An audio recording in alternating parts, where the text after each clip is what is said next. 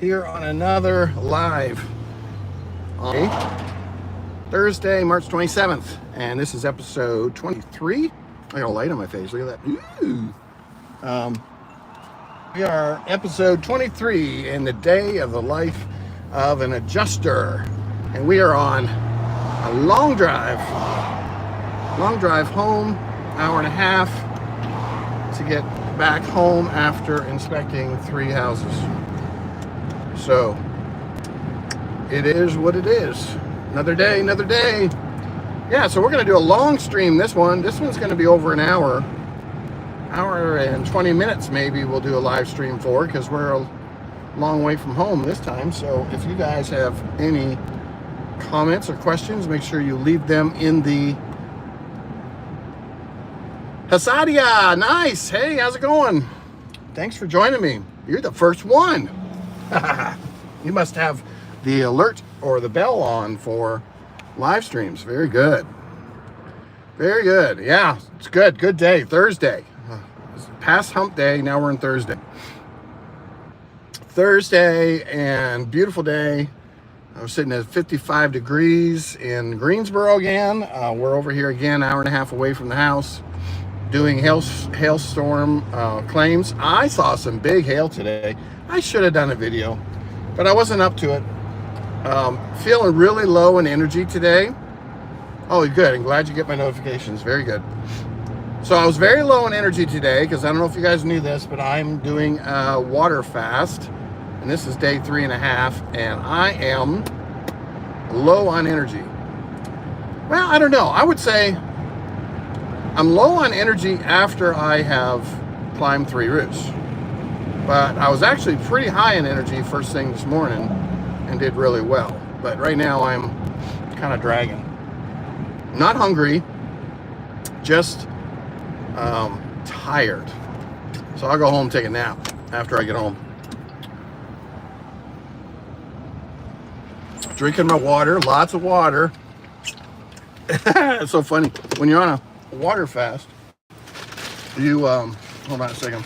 Got a case of water back here, so I keep myself hydrated. But the interesting thing when you're on a water fast is you drink water because that's the only thing that makes your stomach feel good or feel like you're full, because you actually get pretty hungry. Like, I guess the habit of chewing. I could probably chew some gum, that might help. But anyway, so enough of the boring stuff about my, I don't know how long. My goal was 5 days. And only I'm doing it because I'm trying to lose some midsection. And they say that the water fast is really good for putting your body into ketosis and then eating your fat, because you're not feeding your body. So once you've got out of that mode, like after 12 hours, no more food is being absorbed. You've eliminated everything in 12 hours after you stop eating. So what you do is then your body goes into ketosis because it says, hey, I don't have any food in my tummy. I got to find some energy somewhere. And so then it starts going to the easiest source of food, which is fat. So I'm mainly doing this because I know I have a lot of visceral fat surrounding my muscles, because, it's funny. I actually had a bodybuilder one time. I was working in the gym, and he comes up to me and he goes, man, he says, you're in good shape. He says, how old are you? And I told him, and he goes, yeah. And I told him, I said, well, I got a really big midsection. So then he punches my midsection kind of without me knowing, and it's solid. And he's like, are you bloated? And I'm like, no, I'm not bloated. I hardly ate anything. I'm not bloated at all. And he goes, well, you're solid. He says, you got a ton of muscle in your midsection. But I said, well, look how big I am. And he goes, you got visceral fat. He says, you got fat that's layered between all your muscles. And he says, if you get rid of that, you're going to have a 6-pack ab in a heartbeat showing. And he says, that's typical of most guys who work out, is the visceral fat is what's stopping, or regular fat is stopping your muscles from being seen. And so a lot of people are missing out on like the feeling of looking really, really good because we got too much fat. So I know I have a lot of visceral fat just because my body mass index, everybody screaming head and tails that I'm overweight, which I am, obviously. But this is a good way to get rid of some of that fat, and that is by removing the food source so that your body can now use, or it can basically eat your fat. So I'm planning on doing it till Sunday. That will be 5 days. And then I'll see what I feel like. Because this is the first time I've done a water fast, but in the past, I did a juice fast for 30 days. And now juice is different because juice, I'm actually juicing vegetables and celery, cucumber, carrots. What else did I have in a green apple, spinach, some ginger. I had a lot of really good things in it, but it was still somewhere between 600 and 800 calories for the day. And so I was doing fine, but here's the thing, in 30 days. So it was pretty cool. A great way to lose weight, and you'll be eating all your healthy foods. But this is different now. This is like water, okay?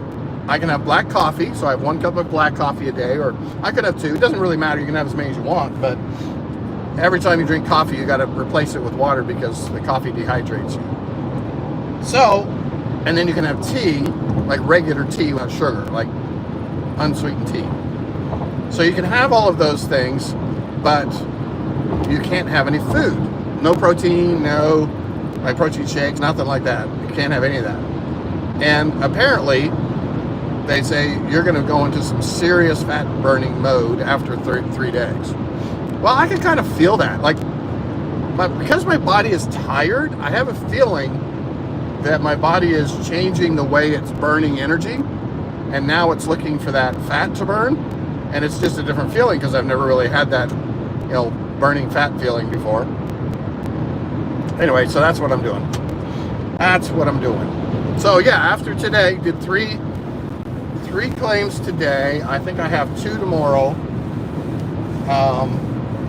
2 on Saturday, and they're coming in every day, coming in 3 a day from Greensboro. So Greensboro, I was at this house today, and surprisingly, I was surprised how big it was. So probably 2 inch, probably 1 to 2 inch. Oh, thanks, Sadia. Yeah, it's hard. It's hard. But I have a lot to lose, so I really want to stick with it. So thank you for the encouragement.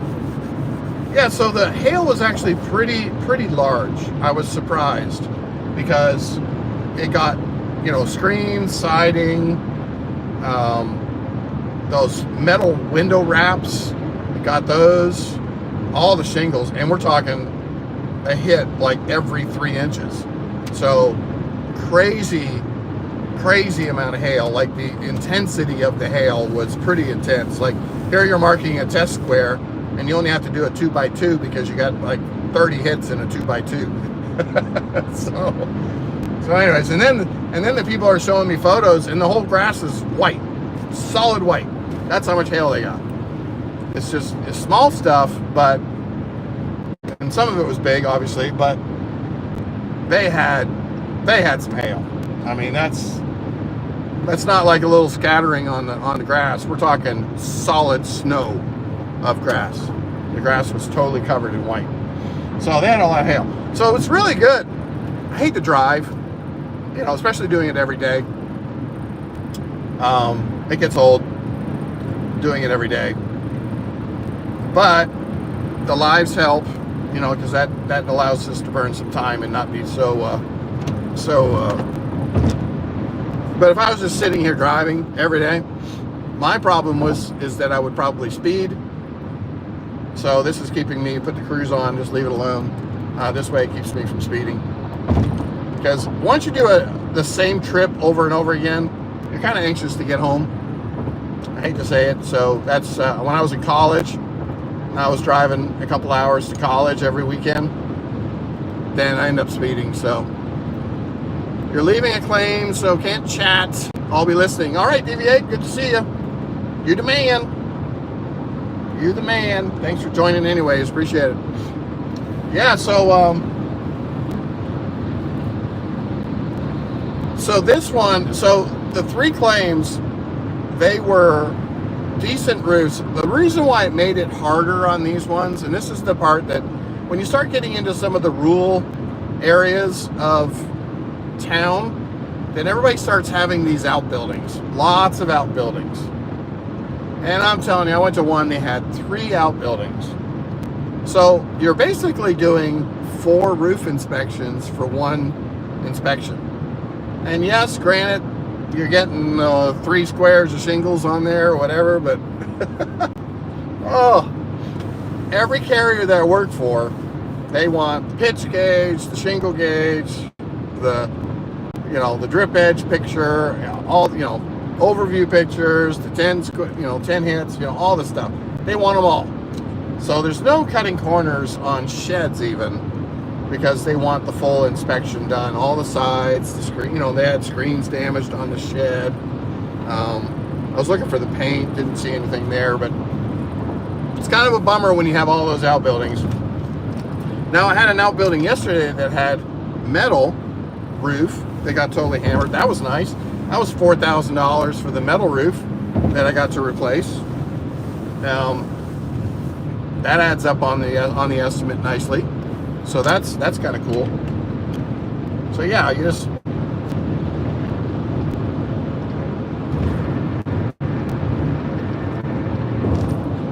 all right. So if I take lots of drinks, it's because I have to. I'm on a water fast. I'm thirsty. Woo!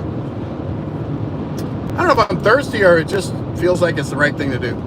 So I have a commercial smoke damage loss tomorrow. A car wash. Oh wow. Listening at home, working on some files. Also have a 4-day water fast. Oh, you've also done a 4-day water fast at the beginning of the year. Oh, very cool. Very cool, John. A car wash fire? Oh, wow, that's so wild. That'd be kind of freaky being in the car wash. I guess I could put it out pretty quick. Turn the water on. Yeah, I mean, I think, from the guy that I'm watching about the water fast, he's on YouTube. I wish I remembered his name. He was probably the smartest guy that I have met in a long time in regards to wisdom about just the body and health and stuff like that. I was pretty impressed, because I don't listen just to everybody. I like to be careful about who I listen to, and he was really smart, because he just had a lot of knowledge about the body, and so that was really fun. I enjoyed watching him. But what he was saying is that really everybody should be doing a water fast about once a month for just 2 to 3 days, 2 days, like 36 hours. Okay, that's not a super long time to do one. It's just a way of giving yourself some rest and your digestion a rest, giving yourself a little bit of a break, and it's important. It's important for health. The body needs, body's working hard every day digesting food and eating food. Needs a break sometimes. So that's what he was saying, is just give your body a rest. Take a break. And there's lots of countries that do this, so it's kind of natural. You were good after the second day. Yeah, me too. I feel like I was doing pretty good, but today, probably because I had a hard day of claims, like 3 claims, climbing a lot of roofs, a lot of outbuildings. I'm just tired. I wore myself out, but it's good though, because I went to the gym yesterday and had a good workout. Walked on the treadmill for 30 minutes and did all my muscle workout and did just fine. Didn't feel like, I came home tired, but that's how I come home every time I work out. So it wasn't much out of the ordinary. So I'm pleased, because the more energy I put out, then obviously it's going to be burning more fat because it's looking for energy. So yeah, it's all good. I don't know, is my channel turning into a health channel? You guys come here to listen to adjuster stuff and you hear a bunch of health food freaky stuff. No, I think it's part of the yeah, it's definitely good to cleanse. I think it's just, you know, part of, for instance, the adjuster is not just about doing work. You know, it's about your free time, it's about your family, it's about your health. Okay? So for instance, as an independent adjuster, yes, it's all life, Deviate. You're right. Absolutely. Totally agree with you. And when I look at my health now, you know, I get a lot of people saying that I look great for my age, blah, blah, blah. That's encouraging, but it's not like the end of all end, meaning, you know, everything's going to be great forever, because it's not.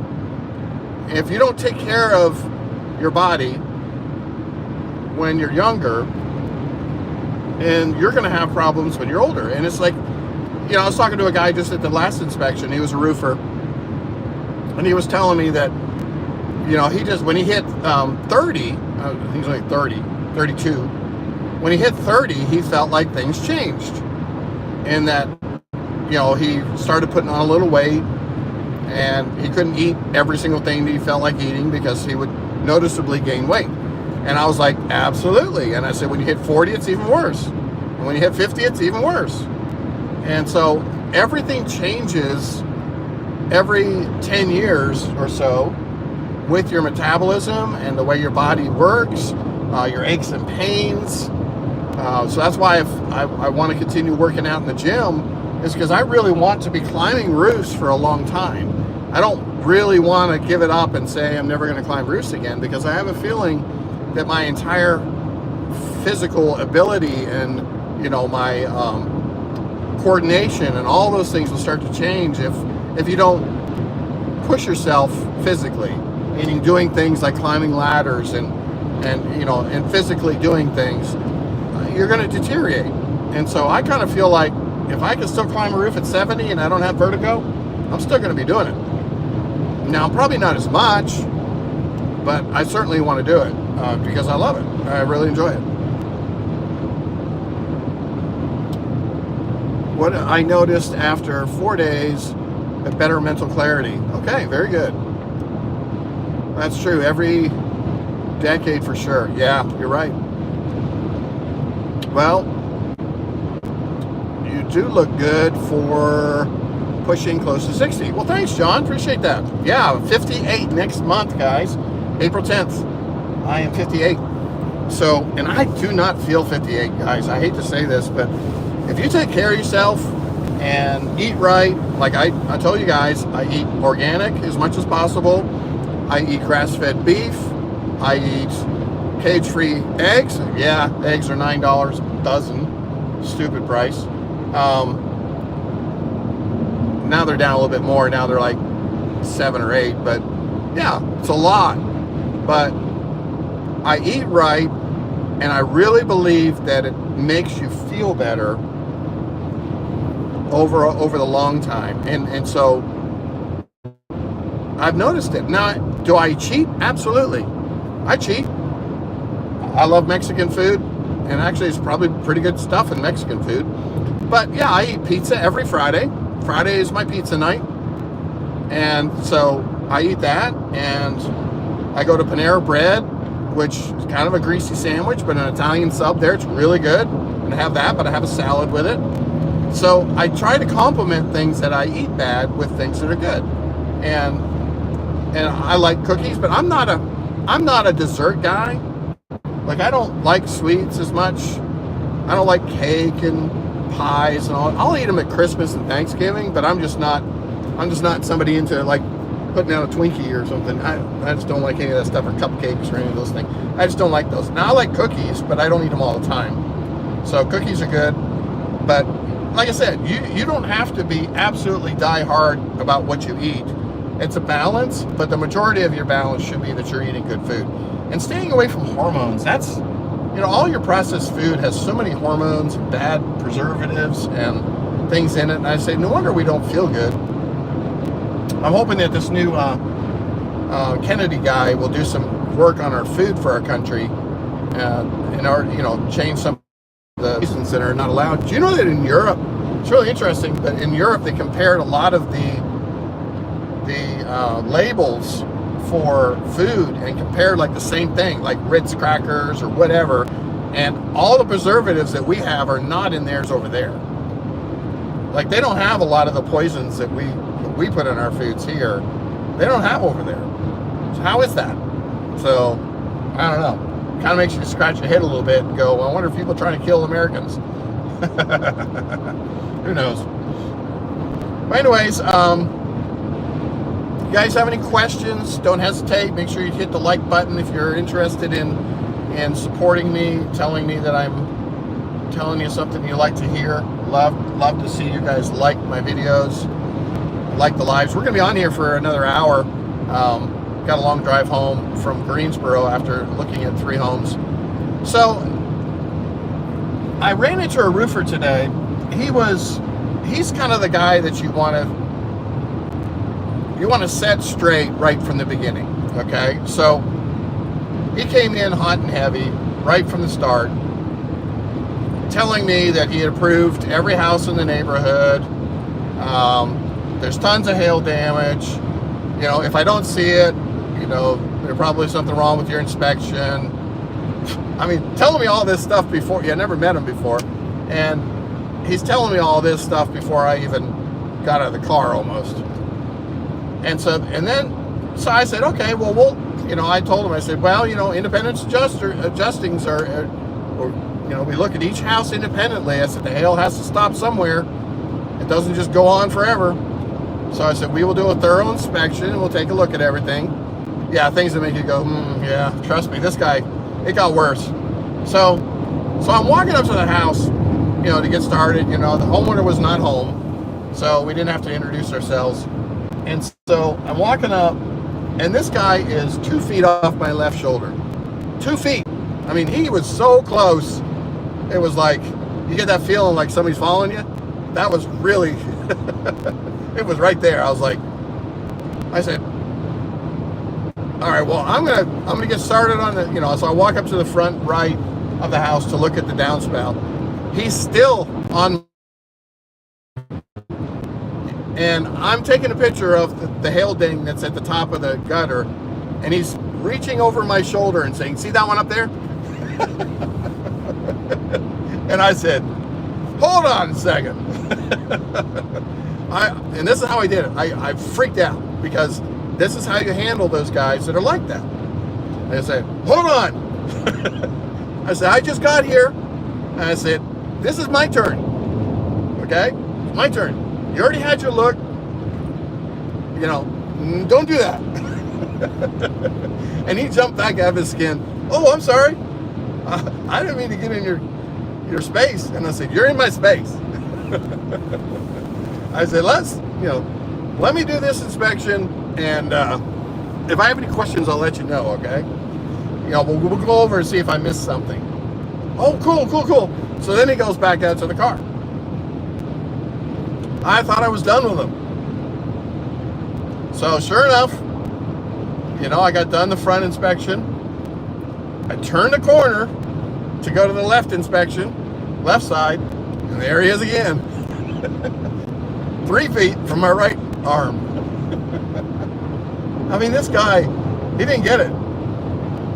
And so, anyways, he didn't say anything much. He just kind of walking around.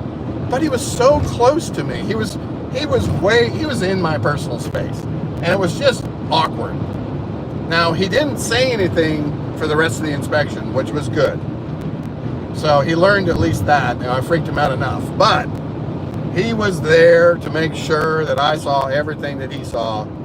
And he was probably bound and determined to pipe up and say something if I walked past something. But thank goodness I was thorough enough to leave him at bay. So But yeah, you sometimes get those guys. Now, he didn't even come up on the roof, which is hilarious.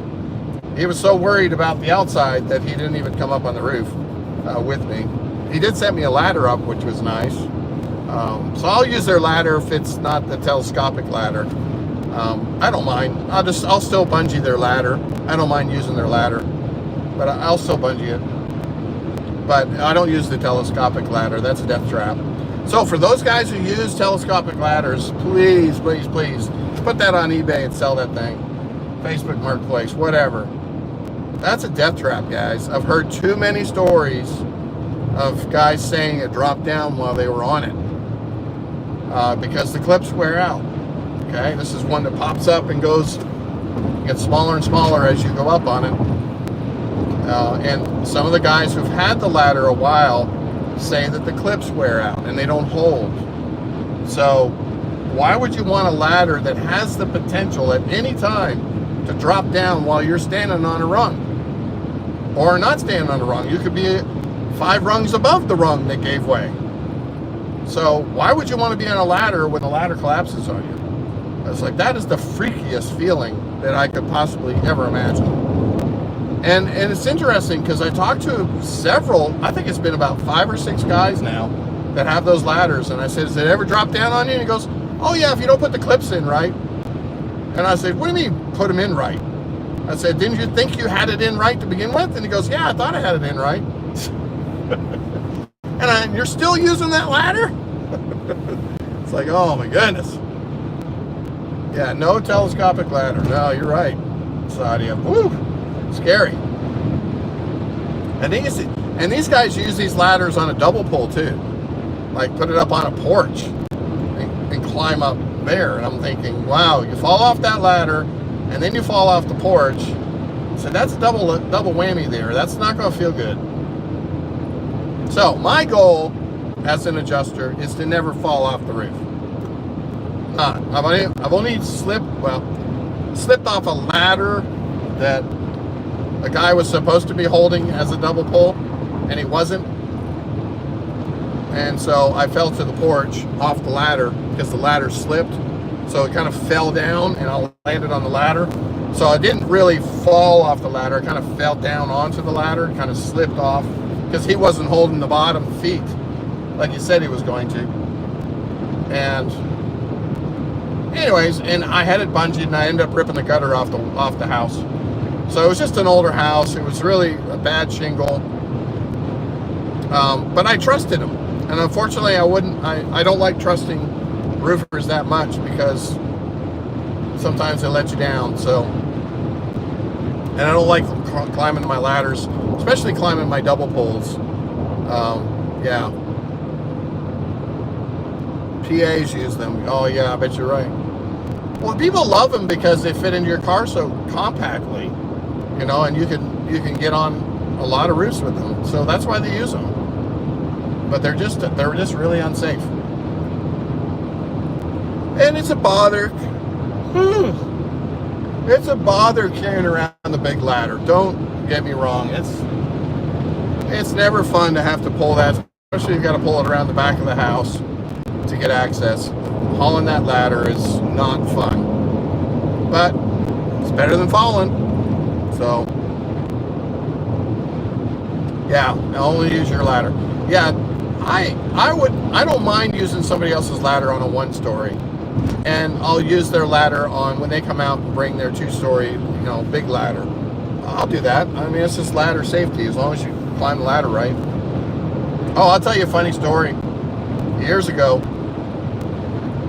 I met a ladder assist guy because it was a 3-story townhome. 3-story townhome. This guy comes out. He's got a 40-footer extension ladder,